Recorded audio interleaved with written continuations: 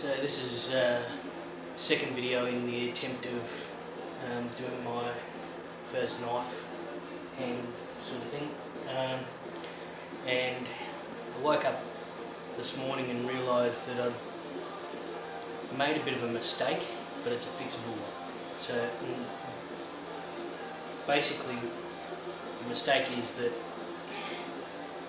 because I wanted to have this piece of antler here, I can't really do that. I'm going to need to have something in between, because when I go to sand down the piece of antler, there's just no way that I'm going to be able to get it to look the way I want it without getting into the pith, or whatever you call it, of the inside of the actual piece of antler. So decided what I'm going to do the way around it is, I'm going to take a little piece off the birch, about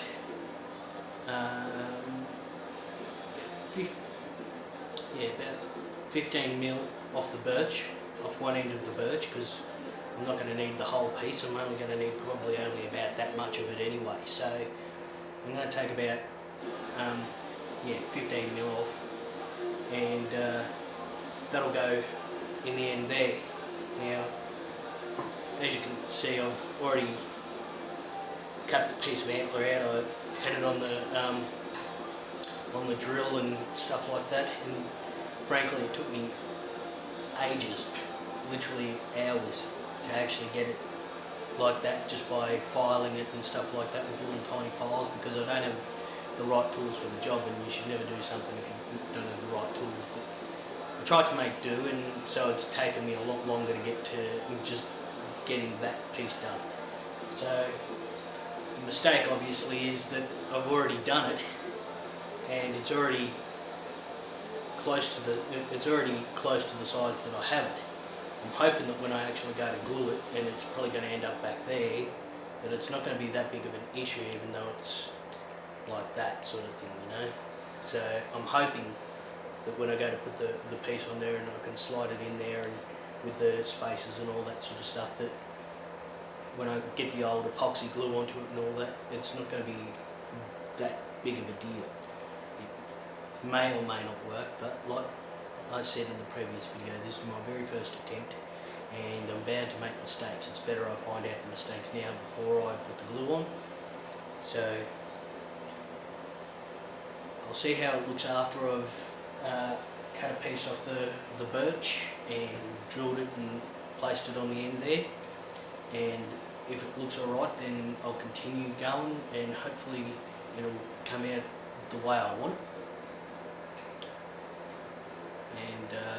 And anyway, I'll let you know how it goes. I'll cut a piece off and show you where I'm at in the next step, sort of thing. I'm not going to show you me drilling it and all that sort of stuff, because that just takes a lot of time and it's boring to watch, because all I'm doing is sitting here filing things out and stuff. So anyway, that's what I'm up to now. The other thing is, I don't actually have a drill piece long enough to actually go into the piece of wood, so once again I'm going to have to go out and spend some money on buying some more stuff. It should be alright. I should be able to find what I need without having to spend too much money. Unfortunately, there's no like second-hand tool stores or anything like that where I am, so I've got to buy everything pretty much brand new, which really sucks. So I'll see how I go. Once I've actually cut it out, I'll film it again, just to show you guys where I'm at and so forth, and hopefully within the next 2 or 3 steps of where I'm at, I'll be able to actually put the whole thing together and glue it. Alright, so thanks for watching, and I'll be back soon.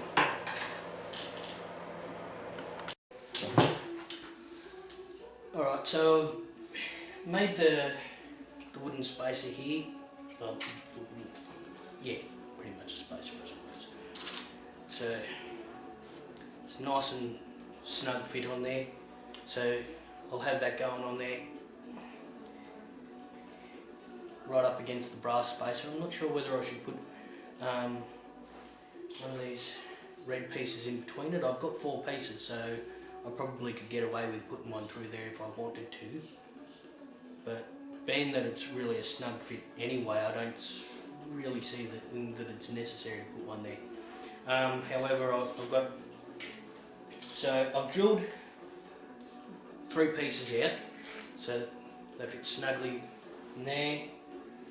Then there's the bit of antler fits on there. Unfortunately, I may end up having to use this bit of antler here because this one's a bit loose. I'm hoping I may get away with it once the epoxy's on it and once it's all in there nice and tight.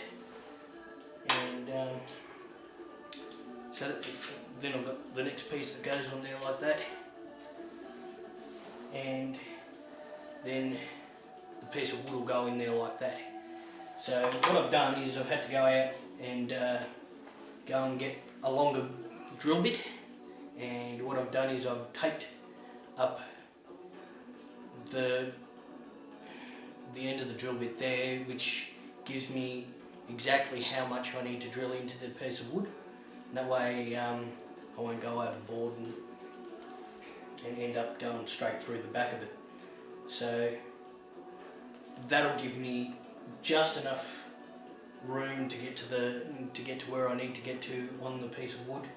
And then what I'll do then is, once I've actually got it all done, before I glue it up, I may trim the piece of wood down first. No, what I'll do is I'll actually glue the whole lot together, because if I trim it down first, I may not be able to clamp it properly. So, being that this is my first attempt, as I've said in both of my other videos, I'm learning, so this may not turn out as good as I'm envisioning it, but then again, I'm more confident at what I've done so far, that I think that I may actually get away with it and it may actually come out looking alright. I've got a power sander and stuff like that, with a bench sander I should say, and I'll be able to shape it out a lot better on the bench sander and stuff. But now that I've got the piece of wood in the front, I'll be able to taper it a bit better, so that I won't have to take I'll barely have to take anything off the actual piece of antler itself. So yeah, it's a bit loose in there, so that's probably not a good thing. So I'm probably going to cut out a different piece of antler, which is a real pain because shaping that one there took me a couple of hours just to try and do it, because I didn't have the right tools. So I'll see how it goes. I'll do another piece of antler with a smaller gap in it, and that way it won't knock around so much, and that way hopefully I'll be able to get it exactly the fit that I want. And then once I've done that, I'll see how I'll sand them all as flat as I possibly can, so that they all sit on there very neatly and there's no gaps. I mean, the spacer is supposed to be able to take up a little tiny bit of that anyway, but these red spaces can only do so much. So I'll flatten them out as best as I possibly can, and once I've drilled that and got that sitting in there, I'll show you where I'm at from there.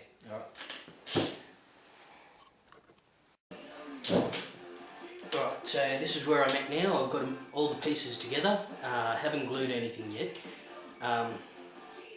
As you can see, it's pretty lopsided, but I'm pretty sure that's not going to matter too much once I've actually cut it down and sand it and all that sort of stuff. It's not really going to make much of a difference. And I've got plenty of room on the end there. Obviously that's just a bloody long handle. It's really not going to need to be that long, so I've got it marked where the end of the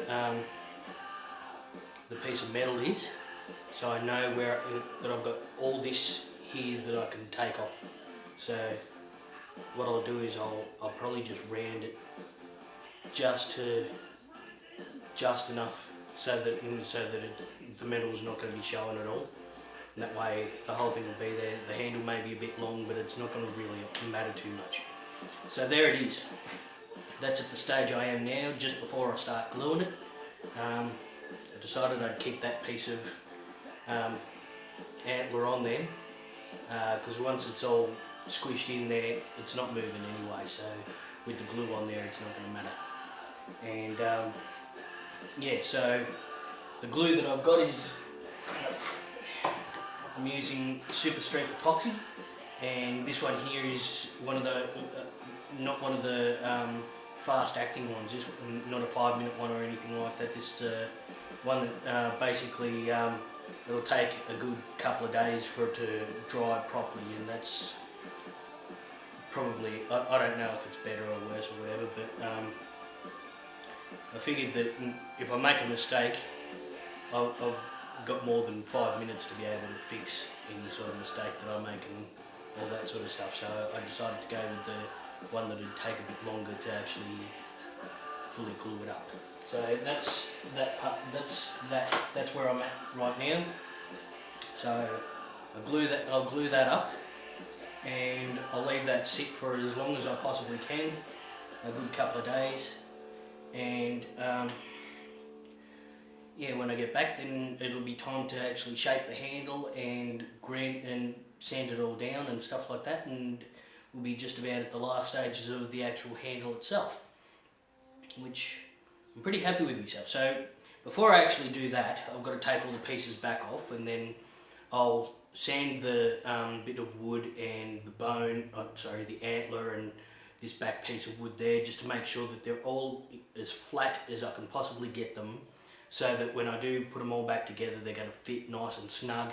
There's not going to be any gaps or anything like that, which would really spoil it. So that's what I'll be doing next. And then yeah, after I sand all that back, I'll put it all back together, make sure everything's all fitting perfectly before I actually glue it. Then yeah, I'll glue it all down, and I'll have to actually put it in a vice clamp just to squeeze it all as hard as I possibly can without doing any sort of damage to the actual wood or the metal or anything like that. So the harder it's squeezed together, the better it's going to obviously seal. So yeah, anyway, that's where I'm at now, and yeah, I'll show you it after it's actually glued and sitting in the vise. Alright. Alright, so there we go, we've got it all glued up and clamped down as hard as it's going to get without the knife going straight through the piece of wood. So that's it, that's going to sit now for, well, I'll see how it looks tomorrow, but I'm probably not going to touch it for at least 2 days. And then once that's done, I'll check it. I'll check it on in 2 days' time, and if it's set, I'll start cutting out the piece of wood and getting the handle shaping all sorted out. Alright, so thanks for watching, and yeah, I'll see you in the next video.